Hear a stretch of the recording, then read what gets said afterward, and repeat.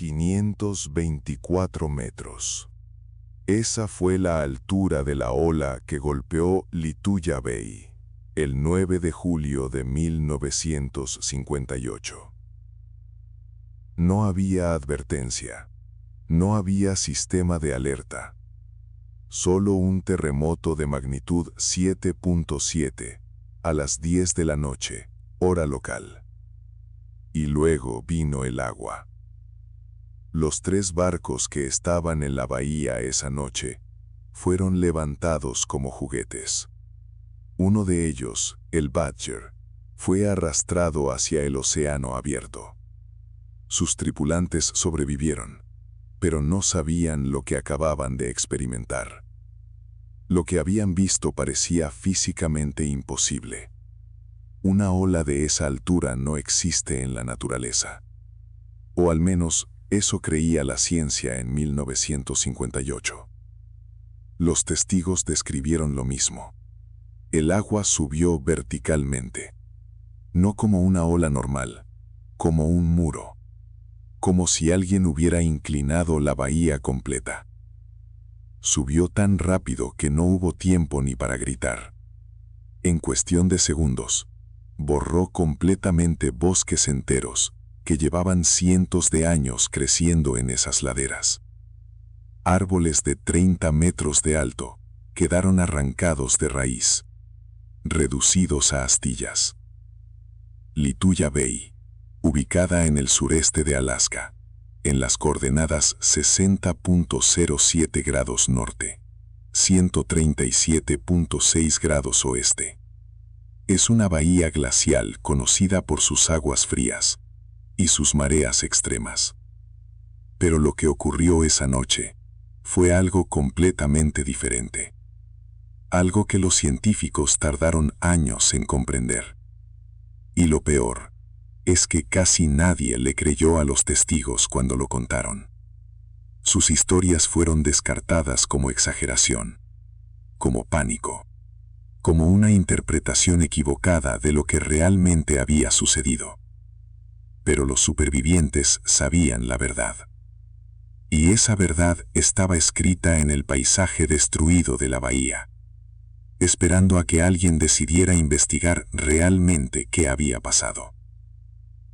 El 9 de julio de 1958 fue un miércoles. El clima en Lituya Bay era despejado, tranquilo. 3 embarcaciones estaban fondeadas en la bahía esa noche. El Badger, un barco de pesca de 18 metros. El Edry, otro barco pesquero de similar tamaño. Y el Sunmore, una barcaza más pequeña. Sus tripulaciones no esperaban nada fuera del ordinario. La pesca había sido buena. Los hombres estaban listos para descansar. A las 10:15 de la noche, un chasquido atravesó la bahía. Algunos testigos dijeron que fue como un disparo, como si alguien hubiera disparado un arma de fuego colosal. Otros describieron un sonido más profundo, un rugido que parecía venir del interior de la tierra. El terremoto duró unos 45 segundos. No fue el movimiento más violento que jamás se haya registrado. No estaba ni cerca de los temblores que destruyeron otras ciudades. Pero la ubicación era el problema. Lituya Bay está enclavada entre glaciares antiguos, montañas cubiertas de hielo y nieve que tienen miles de años. El terremoto la sacudió. Y eso fue lo que cambió todo. Según los registros de la Oficina de Minas de Estados Unidos, el epicentro se ubicó a unos 16 kilómetros de la bahía, a una profundidad de aproximadamente 100 metros bajo tierra. La magnitud fue 7.7 en la escala de Richter, suficientemente fuerte para sentirlo claramente, pero no suficientemente fuerte, en teoría, para causar un desastre de proporciones épicas. Los tripulantes de los barcos sintieron el terremoto. Fue una sacudida fuerte. Algunos hombres se levantaron de sus camarotes. Otros salieron a cubierta para verificar que los barcos estuvieran bien anclados. Pero lo que sucedió después, nadie lo esperaba. El Badger estaba comandado por el capitán William Swanson. Él fue quien primero vio lo que se aproximaba. Swanson miró hacia las montañas que rodeaban la bahía. Lo que vio lo congeló. Una masa de agua, blanca de espuma, avanzaba hacia los barcos. Pero no avanzaba como una ola normal. Subía. Subía de forma casi vertical, como si la bahía entera estuviera siendo inclinada, como si alguien hubiera levantado un lado completo de la tierra, del fondo del océano. Gritó a su tripulación. Ordenó que levantaran el ancla inmediatamente. Pero no había tiempo. No había suficiente tiempo para nada. La ola estaba sobre ellos. El capitán William Swanson tenía 38 años cuando vio la ola. Era un marinero experimentado, con más de 15 años navegando en aguas de Alaska. No era el tipo de hombre que entraría en pánico. No era el tipo de hombre que exageraría lo que había visto. Pero lo que Swanson presenció esa noche lo desafió todo lo que sabía sobre el océano. Según su testimonio, que dio más tarde a las autoridades y a los investigadores, la ola subió tan rápido que los hombres en el Badger apenas tuvieron tiempo de agarrarse. Swanson ordenó a su tripulación que se aseguraran a lo que pudieran. Luego vino el impacto. El Badger fue levantado de pronto. No como cuando el viento empuja un barco. No como cuando olas normales lo mecen. Fue un levantamiento brusco, vertical, como si una mano gigante hubiera agarrado el barco desde abajo. El barco fue lanzado hacia adelante, hacia el interior de la bahía. Los hombres a bordo fueron arrojados de un lado a otro. Algunos cayeron. Otros se golpearon contra las paredes de los camarotes. La vela que tenían levantada fue rasada completamente. Los mástiles crujieron bajo la presión. Pero lo más aterrador fue lo que Swanson vio cuando el barco fue llevado por la corriente. Miró atrás, hacia donde había estado la costa antes de la ola. No había costa. No había nada reconocible. Donde debería haber habido una línea de árboles y roca, solo había una franja pelada de terreno. Desnudo, destruido, como si alguien hubiera pasado un cuchillo gigante y lo hubiera raspado todo. Los árboles no estaban caídos. Estaban arrancados, las raíces expuestas al aire, los troncos rotos en fragmentos pequeños. Y el olor. Swanson después contaría que lo que más lo afectó fue el olor a madera fresca cortada. Miles de árboles pulverizados en segundos. Eso fue lo que percibió cuando finalmente el barco se estabilizó. El Edrie tuvo suerte diferente. El capitán del Edrie fue arrastrado de manera similar. Su barco también fue levantado por la ola. Pero el Edrie fue catapultado hacia un lado, hacia las rocas que rodeaban la bahía. El impacto fue brutal. El casco del barco golpeó las rocas con tanta fuerza que el barco prácticamente se partió en dos. Pero la tripulación logró saltar a las rocas. Se aferraron a la roca mientras el barco se hundiera bajo ellos. Vieron cómo su nave desaparecía en el agua. Vieron cómo la ola retrocedía. Y entonces vieron algo más. Algo que ninguno de ellos jamás olvidaría. Cuando la ola se retiró, el nivel del agua bajó tanto que dejó al descubierto el fondo de la bahía. Completamente. El agua se había ido, como si alguien hubiera sacado un corcho de una bañera. El fondo del océano estaba expuesto al aire. Rocas, algas, cosas que jamás deberían ver la luz del día, ahora estaban visibles bajo las primeras luces de la mañana que comenzaba. Y entonces la ola volvió. Nuevamente. Subió, aunque no con la misma fuerza, pero fue suficiente para golpear a los hombres que estaban en las rocas, suficiente para empujarlos al agua. Uno de los marineros del Edrie fue arrastrado. Sus compañeros lo vieron desaparecer. Gritaron, pero no había nada que hacer. El mar había tomado lo suyo. Cuando la luz del día finalmente llegó a Lituya Bay el 10 de julio de 1958, los supervivientes vieron claramente lo que la ola había hecho. La escena no parecía real. Parecía el resultado de un bombardeo masivo, de una explosión nuclear. Pero fue solo el agua. Los científicos que llegaron después documentaron lo siguiente. La ola había subido a una altura de 524 metros en el punto más alto. Eso equivale a casi 170 pisos de un edificio. Para poner eso en perspectiva, la Estatua de la Libertad, incluyendo su pedestal, mide apenas 83 metros. La ola de Lituya Bay fue más de 6 veces más alta. En algunas áreas de la bahía, la ola había subido aún más. Estimaciones posteriores, basadas en marcas de vegetación arrancada en las rocas, sugieren que en ciertos puntos la ola alcanzó alturas de entre 600 y 700 metros. Aunque estas cifras fueron debatidas durante años. Lo que no fue debatido fue el daño visual. Los bosques que circundaban la bahía fueron completamente arrasados. Un área de aproximadamente 14 kilómetros cuadrados fue despojada de toda vegetación. Eso es un área más grande que la ciudad de Washington, D.C. Completamente desnuda. Completamente barren. Los árboles no fueron simplemente derribados. Fueron arrancados de raíz. Fueron pulverizados. Los científicos encontraron después restos de madera a distancias increíbles del sitio original. Fragmentos de árboles flotaban en el océano a cientos de kilómetros de Lituya Bay. Algunos fueron encontrados semanas después, todavía flotando. Todavía a la deriva. El equipo de investigación de la Oficina Geológica de Estados Unidos documentó cuidadosamente todo. Fotografiaron cada árbol caído, cada marca en la roca donde la ola había golpeado. Hicieron mapas, tomaron medidas. Y cuanto más investigaban, más clara se hacía la magnitud de lo que había ocurrido. Pero la pregunta central permanecía sin respuesta. ¿Cómo podría una ola alcanzar esa altura? ¿Cómo era posible que el agua subiera a más de 500 metros? Ningún tsunami que se haya registrado jamás en la historia moderna había alcanzado esa altura. El tsunami del Océano Índico de 2004, el más mortal de la historia moderna, alcanzó alturas de hasta 30 metros. Eso fue catastrófico. Causó 400.000 muertes.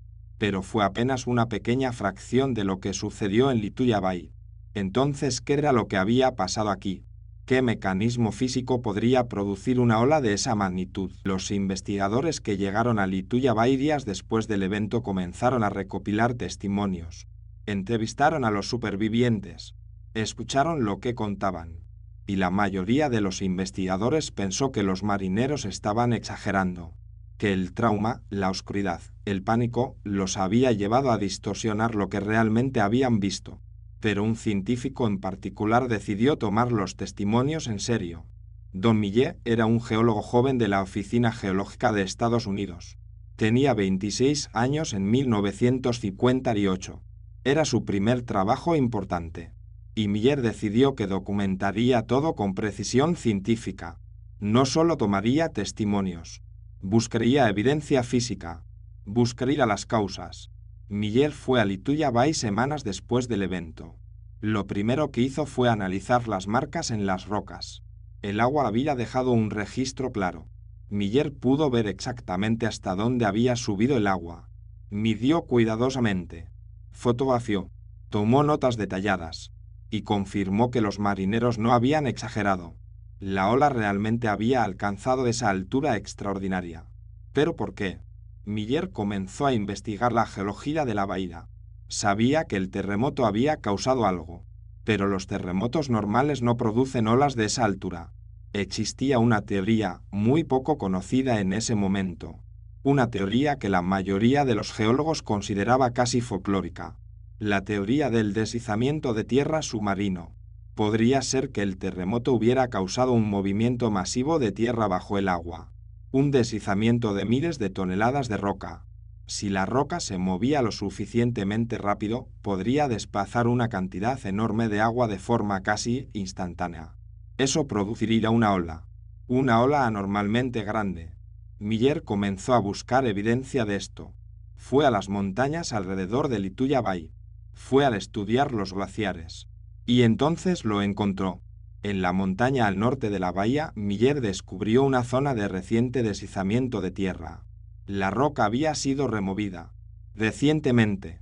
Según sus análisis posteriores, el deslizamiento había ocurrido justo después del terremoto. No fue un pequeño movimiento. Fue un evento masivo. Miller estimó que entre 90 y 100 millones de toneladas de roca habían sido desplazadas. Eso equivale al peso de aproximadamente 500.000 edificios de oficinas de tamaño mediano. Toda esa masa se había movido, probablemente a una altura de más de 200 metros, cayendo directamente hacia el agua de la bahía. Lo que Miller reconoció fue que el desplazamiento de agua causado por esta cantidad de roca en movimiento sería catastrófico. No sería un tsunami normal. Sería algo diferente. Sería un megatsunami. Pero cuando Miller presentó sus hallazgos, la comunidad científica fue escéptica. Los geólogos principales de la época no creían que un deslizamiento de tierra pudiera causar una ola de tal magnitud. Decían que era teóricamente posible. Pero en la práctica, en la realidad, parecía imposible. Pasarían años antes de que la teoría de Miller fuera aceptada como la explicación correcta. Lo que Don Miller descubrió fue el mecanismo completo detrás del megatsunami. Y cuando finalmente fue comprendido, cambió completamente la forma en que los geólogos entendían los tsunamis. Esto es lo que realmente sucedió. El terremoto de magnitud 7.7 golpeó la región a las 10:15 de la noche. El epicentro estaba relativamente cerca, a solo unos 16 kilómetros de la bahía. El terremoto duró 45 segundos. Durante esos 45 segundos, la tierra se movió, se agitó, se deformó, y en la montaña al norte de Lituya Bay, específicamente en la zona conocida como Glacier Point, algo se rompió. Una falla geológica que había estado bajo tensión durante quizás miles de años de repente cedió. La presión acumulada se liberó, y cuando se liberó, un enorme bloque de roca comenzó a deslizarse. Las estimaciones de Miller, que fueron confirmadas posteriormente por otros geólogos, indicaban que el bloque tenía una altura de aproximadamente 200 metros, una anchura de aproximadamente 1.200 metros, y una profundidad de unos 600 metros. Esa es una pieza de montaña extraordinariamente grande. Era masiva. El peso total se estimó en 90 millones de toneladas. Este bloque no cayó lentamente. Cayó rápidamente, acelerado por la gravedad, acelerado por la fuerza de la falla que se había abierto. Se desplomó hacia la bahía, y cuando golpeó el agua, pasó algo que casi ningún científico había considerado seriamente antes. El agua no puede ser comprimida. Es un fluido. Pero cuando una masa tan enorme golpea su superficie con tanta velocidad y fuerza, el agua tiene que ir a algún lado. No puede simplemente permanecer donde está. No puede simplemente absorber el impacto como si fuera tierra. Tiene que moverse. Y cuando debe moverse, se mueve hacia arriba, hacia los lados, creando olas, pero olas de una magnitud sin precedentes. La roca golpeó el agua con una velocidad estimada de aproximadamente 100 kilómetros por hora. Eso es la velocidad de un auto en la autopista, pero con el peso de una montaña detrás. La energía liberada fue equivalente a varias explosiones nucleares pequeñas. Toda esa energía fue transferida al agua, y el agua no sabía hacia dónde ir excepto hacia arriba, hacia las laderas de la bahía. El agua subió como un solo muro, no una ola, un muro. En el punto más cercano al deslizamiento, alcanzó una altura de entre 600 y 700 metros. En otros puntos de la bahía, la altura fue menor. 400 metros, 500 metros, 300 metros. Pero en todas partes fue extremadamente alto. El agua golpeó la costa con una fuerza inimaginable. Arrancó los árboles. Destruyó completamente el ecosistema. Y cuando se retiró, se llevó consigo todo lo que pudo. Millones de toneladas de madera pulverizada, de tierra, de roca, de todo. Fue uno de los eventos geológicos más violentos jamás documentados científicamente. Y lo más notable es que ocurrió sin que casi nadie en el mundo lo supiera. Fue un desastre que sucedió en un lugar remoto, con solo 3 barcos presentes, con solo unos pocos muertos. Si ese deslizamiento de tierra hubiera ocurrido en una bahía cercana a una ciudad densamente poblada, habría sido uno de los desastres naturales más mortales de la historia humana. Tomó años, más de una década, Pero gradualmente, la comunidad científica internacional comenzó a aceptar la teoría de Don Miller. Los geólogos posteriores hicieron sus propias investigaciones, confirmaron sus hallazgos, añadieron sus propios datos, y construyeron sobre su trabajo un entendimiento completo de lo que era un megatsunami. El término megatsunami no existía antes de Lituya Bay. Los científicos lo acuñaron específicamente para describir este tipo particular de evento. No es un tsunami provocado por un terremoto submarino. No es una ola sísmica normal. Es una ola provocada por un desplazamiento de masa en el agua, ya sea un deslizamiento de tierra, una avalancha de hielo, un desprendimiento de roca de un acantilado, o una explosión submarina. El mecanismo es el mismo. Una masa grande se mueve, desplaza el agua, y el agua sube en una ola de magnitud extrema. Lo que hizo que los científicos realmente prestaran atención fue la realización de que Lituya Bay no era un caso único. Si buscasteis deslizamientos de tierra en otros lagos y bahías glaciares alrededor del mundo, encontraríais evidencia de megatsunamis que habían ocurrido en el pasado. En la Patagonia chilena, en los fiordos noruegos, en Nueva Zelanda, en todas partes donde hay terreno montañoso, glaciares y agua profunda juntos, existía la posibilidad de un megatsunami. Los geólogos comenzaron a revisar registros históricos.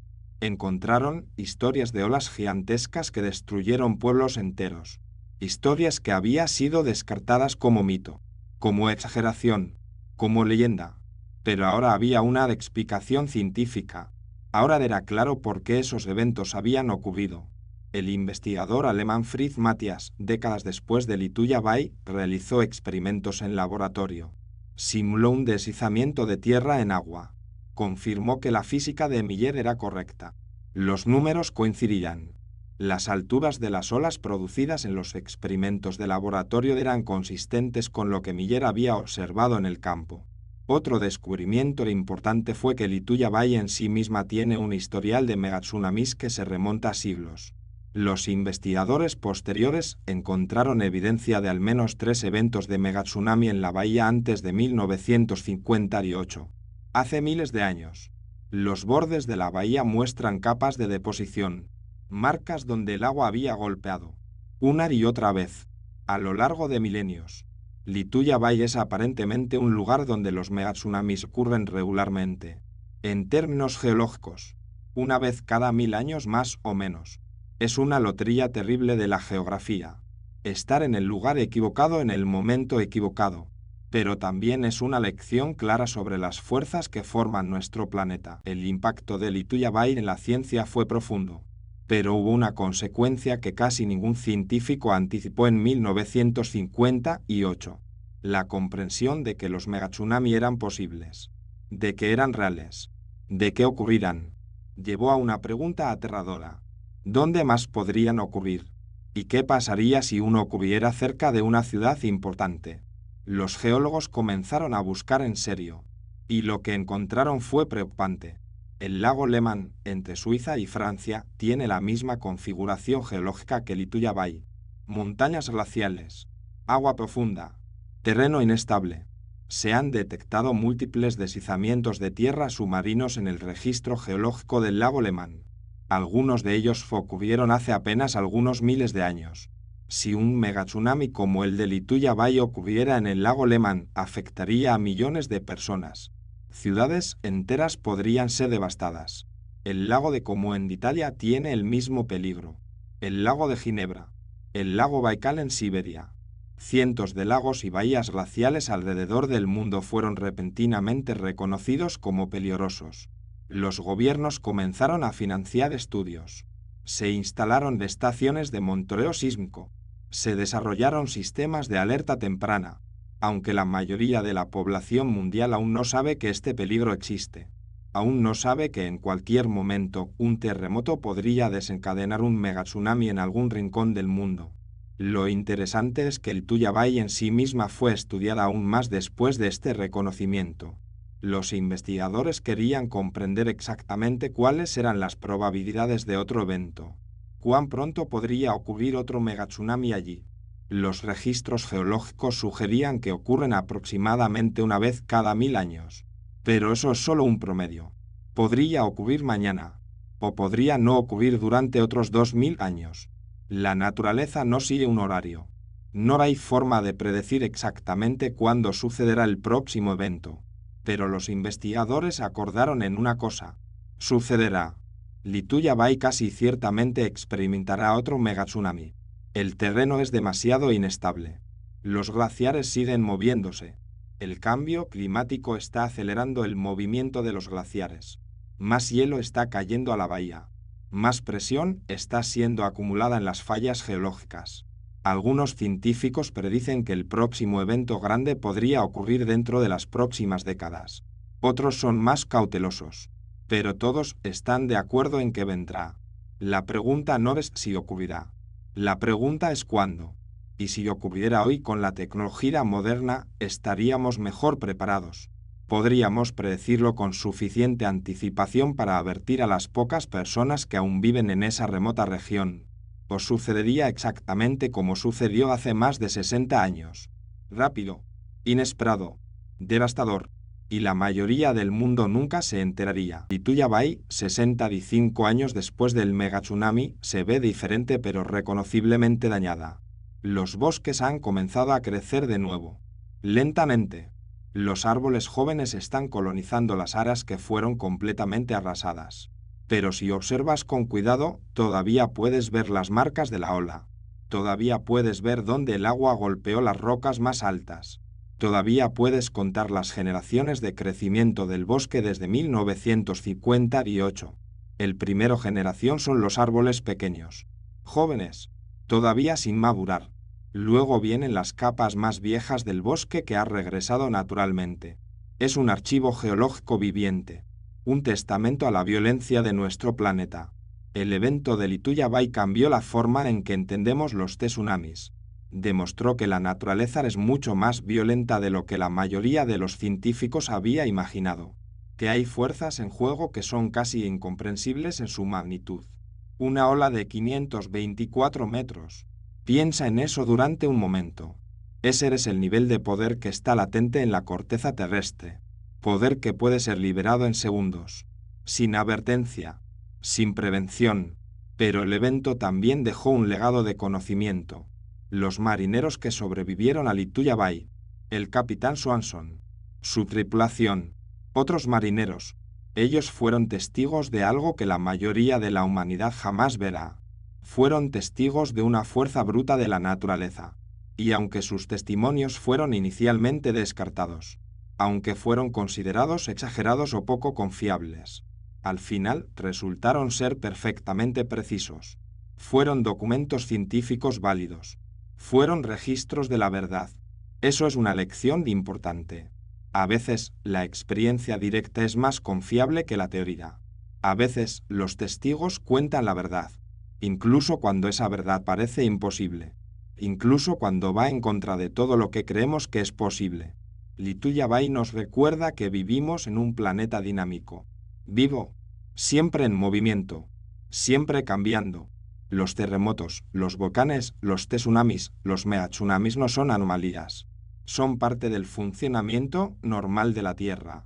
Son la forma en que nuestro planeta se renueva, se reforma, se redefine.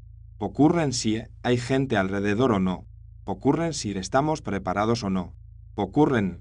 Y Lituya Bay, una bahía remota en Alaska, un lugar que la mayoría de las personas nunca visitará, se convirtió en el símbolo de esa realidad. El símbolo de algo tan grande, tan poderoso, tan primordial, que aún hoy, 65 años después, nos hace preguntarnos si realmente entendemos el mundo en el que vivimos. Tal vez no lo hacemos. Tal vez nunca lo haremos completamente. Pero Lituya Bay nos enseñó que debemos intentarlo. Porque en algún lugar, en este momento, en otro laque, en otra bahía, en otro rincón del planeta, las fuerzas se están acumulando. La presión se está construyendo. Y la próxima ola está siendo formada.